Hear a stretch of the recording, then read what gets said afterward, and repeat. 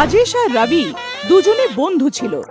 রাজেশ ভালো মানুষ ছিল, কিন্তু রবি একটু গন্ডগোলের ছিল। সব সময় কিছু না কিছু গন্ডগোল করত। একদিন দুজনে মর্নিং শো সিনেমা দেখে ফিরছিল। আসার পথে তাদের দেখা লাড্ডুর সঙ্গে হয়।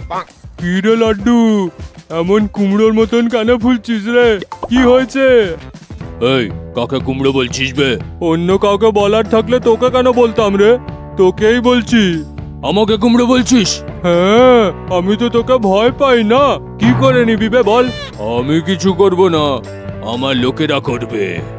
ডেকে নে, যাকে ডাকবি ডেকে নে। রবি ওকে অনেক খচাচ্ছিল, তো লাড্ডু ডাকলো। টাইগার! সে ডাক দিল তো একটা কুকুর দৌড়ে এলো। ওরে বাপরে, ধ্যাত তেরে কি! চেঁচিয়ে দৌড়ে সে এক গাছে চড়ে যায়। লাড্ডু জোরে জোরে হাসছিল, আর গাছের ডালে বসে রবি জোরে জোরে কাঁদছিল। এই লাড্ডু, প্লিজ লাড্ডু, কুকুরকে ফিরিয়ে নে ভাই। তুই বলেছিলিস যাকে ইচ্ছা ডেকে নি, এখন ডেকে নিলাম, বল। না, আমি কিছু বলবো না, আর কখনো বলবো না। বাবু, আরেকবার আমাকে কুমড়ো ডেকেছিস না। না, একদম ডাকবো না। কুকুরকে ফিরিয়ে নে ভাই, হাত জোর করছি। লাড্ডু কুকুরটাকে নিয়ে সেখান থেকে চলে যায়। তার যাবার পরে রবি সাবধানে গাছ থেকে নামে আর রাজেশকে গিয়ে বলে, দেখলি তুই, ডাইরেক্টলি আমার সঙ্গে জিততে পারবে না, তাই আমার উপরে কুকুর ছেড়ে দিল। সে ডাইরেক্টলি আসলে তুই কি করে নিতিস? কি করে নিতাম? দৌড় করিয়ে মারতাম, ফুটবলের মতন 2-4টা লাথি মারতাম। হ্যাঁ লাড্ডু ভাই। চল। তারপরে তারা এগিয়ে যায়। রাস্তায় তারা একটা ফটো স্টুডিওর খাম পায়। রবি শোন, আমার মনে হয় এটা কারোর হাত থেকে পড়ে গেছে। আরে আমাদের কি করার আছে, চল না। শোন, এর ভিতরে কিছু জিনিস আছে, আর উপরে অ্যাড্রেসও লেখা আছে। চল দিয়ে আসি। আমাদের তো ফিরতে হবে না, দেরি হচ্ছে। কিচ্ছু দেরি হচ্ছে না, চল। তারপরে তারা দুজনে সেই অ্যাড্রেসে যায়। Hello sir. হ্যালো, কি চাই? এই খামটা আমরা রোডে পেলাম, তাতে আপনার স্টুডিওর অ্যাড্রেস লেখা ছিল। এটা কি আপনার? কই দেখি। আরে এটা তো আমারই, সকাল থেকে এটা আমি অনেক খুঁজছিলাম। তোমরা ফিরিয়ে দিলে থ্যাংক ইউ। এর মধ্যে আমার অনেক দরকারি জিনিস আছে। Thank you so much. আরে কোনো ব্যাপার না স্যার, আমরা আসি। 1 মিনিট দাঁড়ান। বলে সে ভেতরে গেল আর একটা ক্যামেরা নিয়ে এলো। এই নিন। এইটা আমি কি করব স্যার? রাস্তায় পাওয়া জিনিস, সেইটা উঠিয়ে চলে যেতে পারতে, কিন্তু অ্যাড্রেস খুঁজে এইখানে এলে। এইটা আমার তরফ থেকে উপহার, নিয়ে নিন। এটাতে কিন্তু মানুষের ফটো তুলবেন না। কি? মানুষের ফটো তুলবো না? কিন্তু কেন? একে কি ঘরে রেখে পুজো করবো নাকি? এটা দিয়ে আপনি কোনো ছবি ওঠান। যে ফটোর আপনি ফটো নেবেন, সেটা আপনার সামনে সত্যিতে এসে যাবে। ভাই, আমাদের বোকা ভেবেছে নাকি? এইটা কি করে সম্ভব? আপনি আরামে টেস্ট করে দেখতে পারেন। সেখানে টেবিলে একটা ঘড়ির ফটো ছিল। রবি সেটা দেখলো। এই রাজেশ, সেই ঘড়ির ফটো ওঠা না। হ্যাঁ নিচ্ছি। বলে সেই ঘড়ির ফটো নেয়। ব্যাস, ক্যামেরার থেকে একটা জোর আলো বেরিয়ে ঘড়িতে পড়ে, আর ঘড়ির আবির্ভাব হয়ে যায়। এই দেখে দুজনে অবাক হয়ে যায়। আরে বাহ, আপনি তো সত্যি বলেছিলেন। ধন্যবাদ, আপনারা আসতে পারেন। Thank you sir. তারপরে তারা সেখান থেকে নিজের বাড়িতে চলে আসে। আরে শোন, আমাদের ভাগ্য অনেক ভালো। এই ক্যামেরা দিয়ে আমরা যেটা চাইবো সেইটা বের করতে পারবো। ছোটবেলায় আমার যিনি টিচার ছিলেন না, আমি ওনার ছবি নেব। ওনার থেকে পড়ার অনেক ইচ্ছা করছে।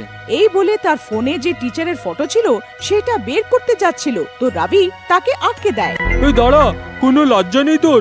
আমরা এই ক্যামেরা দিয়ে যা ইচ্ছা তাই করতে পারবো, আর তুই টিচারের ফটো তুলছিস? ওনার থেকে পড়ার আছে তোর? তো কি করি বল? এই শোন, আমার কাছে সানি লিওনের ফটো আছে, ওর ফটো বের করি। ও এখানে আসবে আর এসে কি করবে?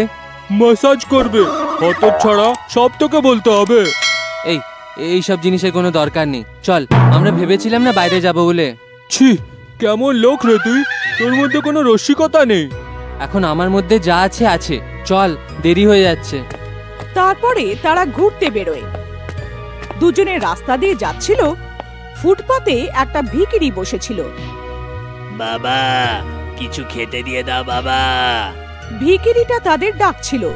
ওকে দেখে রাজেশ খাবারের ফটোর একটা ছবি তুলল আর খাবারটাকে দিয়ে দেয়।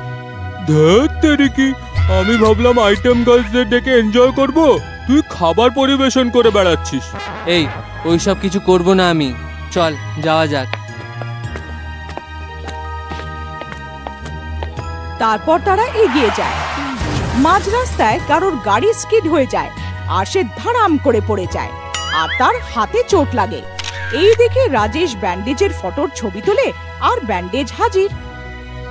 ধ্যাৎ তেরিকি, এ বদলাবার মানুষ নয়। এই বলে রবি আশেপাশে দেখছিল, তো তাকে যে আগে কাঁদিয়েছিল সেই লাড্ডুকে সে দেখতে পায়।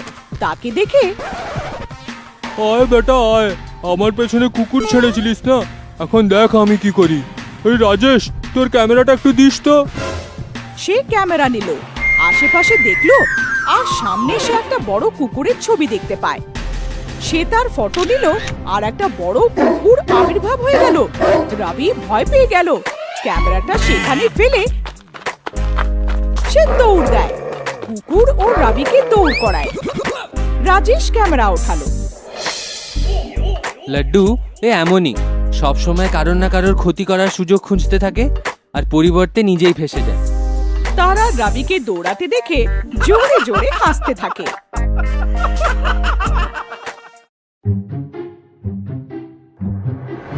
গোবিন্দার ফুচকা সারা শহরে বিখ্যাত ছিল।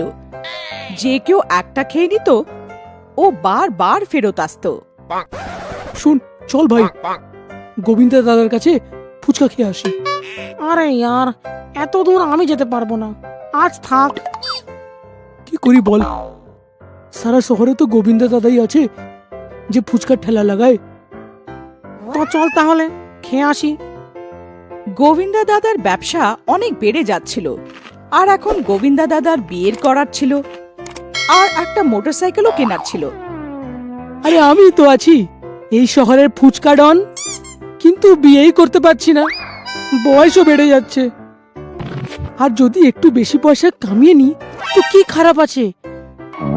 ধনে আর পুদিনা পাতার দাম তো অনেক বেড়ে গেছে, আমি এই জলে একটু রঙে মিশিয়ে দিই আর বাজার থেকে পুরনো সস্তা আলু এনে ওটা ব্যবহার করে নেব, কেউ জানতেই পারবে না দাদা। রোজকার মতন ঠেলাতে ভিড় জমা হতে লাগলো। দাদা, আরেক প্লেট আরো খাওয়াও না। হ্যাঁ হ্যাঁ, তো নাও না ভাই, একটু ঝাল আরো দেবো কি? হ্যাঁ হ্যাঁ, দিয়ে দাও। দাঁড়াও দাদা, আসছি। হায়, আমার পেটে ব্যথা করছে আর কাল রাত থেকে বমিও হচ্ছে।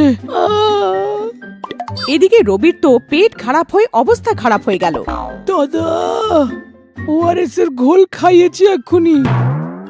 হ্যাঁ, আমরা তিনজন ফুচকা খেয়েছিলাম গোবিন্দা দাদার এখানে, মনে হচ্ছে ওইখানেই কোনো গন্ডগোল আছে। চল কর্পোরেটর মামাকে গিয়ে বলি। কি গোবিন্দ, এই বাচ্চাটা কি সত্যি বলছে? আরে না না স্যার, এরকম তো আমি করতেই পারি না। না চল, মিথ্যাবাদী কোথাকার। আচ্ছা, তোর জন্য আমরা দণ্ডের 3টে অপশন রেখেছি। 1 নম্বর, নিজের সব ফুচকা তুমি নিজেই খাবে। বা নম্বর 2, 50টা বেতের বাড়ি খাবে তুমি। বা নম্বর 3, তুমি 50,000 টাকার জরিমানা দেবে। হ্যাঁ হ্যাঁ, কেন নয়? এই নাও। আমার তো অনেক জোরে এখন আর আমার দ্বারা আর হবে না স্যার, কমাই দিয়ে দাও। তো ঠিক আছে রাজা বাবু, এখন তুই 50টা বেতের বাড়ি খা। আরে মরে গেলাম মরে গেলাম মরে গেলাম মরে গেলাম। ওরে বাবারে, আরে ও মাগো, ও আরে বাবারে, ও আরে বাপরে মাগো, এই আপনার পায়ে পড়ি স্যার। কোনো অন্য রাস্তা নেই কি? ঠিক আছে, তো 50,000 টাকার জরিমানায় ভরে দাও। ও প্রাণ বাঁচে তো অনেক ভালো। Thank you sir, thank you very much. এই গল্প থেকে আমরা এই শিক্ষা পাই যে লোভ অনেক খারাপ জিনিস হয়। নিজের ভুল সবসময় গল্পটা ভালো লাগলে লাইক করুন, কমেন্ট করে জানান কেমন লাগলো, শেয়ার করুন নিজেদের বন্ধু বান্ধব আর রিলেটিভদের সঙ্গে, আর অবশ্যই আমাদের চ্যানেলকে সাবস্ক্রাইব করে দিন।